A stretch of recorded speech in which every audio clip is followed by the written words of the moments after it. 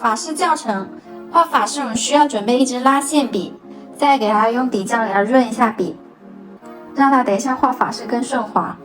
首先我们确定好法式的高度，画一条直线，然后找好指甲的中心点，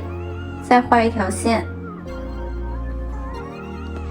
画一条垂直线，然后我们在左右定一个对称的高点，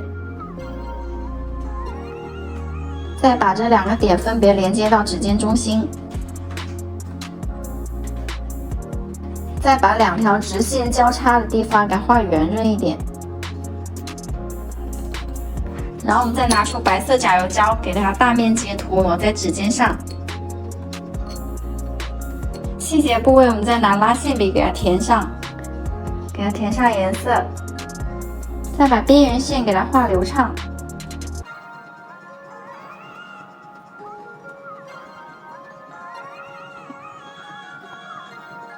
这样一个法式就画好了，然后再去照灯。